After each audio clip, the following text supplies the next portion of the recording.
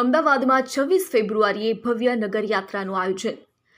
અમદાવાદ 26 ફેબ્રુઆરી 2025ના રોજ એક ભવ્ય નગરયાત્રાનું આયોજન કરવા માટે તૈયાર છે, જે શહેરના નગરદેવી ભદ્રકાળી માતાના માનમાં એક ઐતિહાસિક ધાર્મિક પ્રસંગ છે। આ પ્રદેશની સાંસ્કૃતિક અને આધ્યાત્મિક પરંપરાઓમાં ઊંડી રીતે જોડાયેલી છે। શહેરના 614 વર્ષના ઇતિહાસમાં પ્રથમ વખત યોજાઈ રહેલા આ કાર્યક્રમમાં અમદાવાદના ઐતિહાસિક સ્થળો દ્વારા ભવ્ય શોભાયાત્રામાં હજારો શ્રદ્ધાળુઓ ઉમટી પડે તેવી અપેક્ષા છે।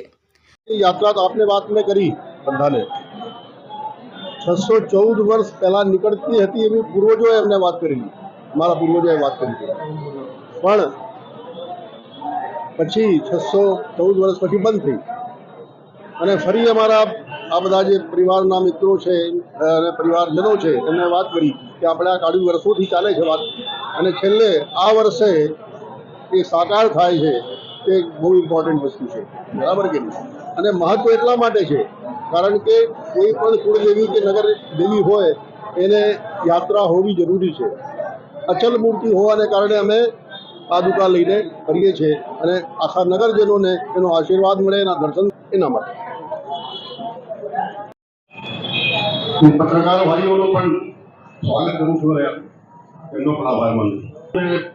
વિચારી રહ્યા છીએ કે તમારા પરિવારના લોકો પણ ઘણી વખત આ ચર્ચા કરે છે। 14 વર્ષ પહેલા તમારા પૂર્વજો તમને કહેતા હતા કે નગરયાત્રા માતાજીની મૂર્તિ અચળ છે, માટે અમે માતાજીની 614 વર્ષ પહેલા અહીંયા માતાજીની સ્થાપના, એટલે આ નગર કર્ણાવતી છે।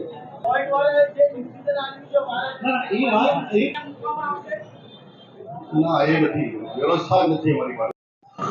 નગર દેવી વિશ્વવિખ્યાત ભદ્રકાળી માતાજીની 26 ફેબ્રુઆરીના રોજ સવારે 8 વાગે ભદ્રકાળી માતાજીના મંદિરથી ભવ્યાતિ ભવ્ય નગરયાત્રા નીકળવાની છે, અને આ નગરયાત્રાની સાથે સાથે 26 ફેબ્રુઆરીના દિવસે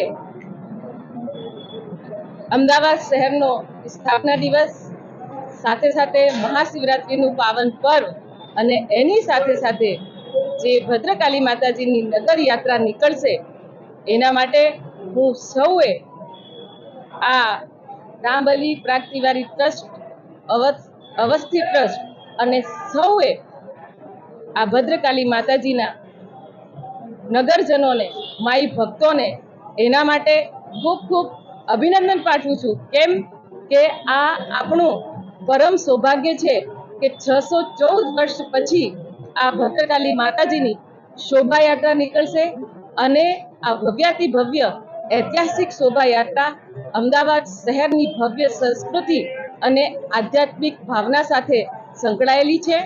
અને આ રથયાત્રાના રૂટ ઉપર દરેકે દરેક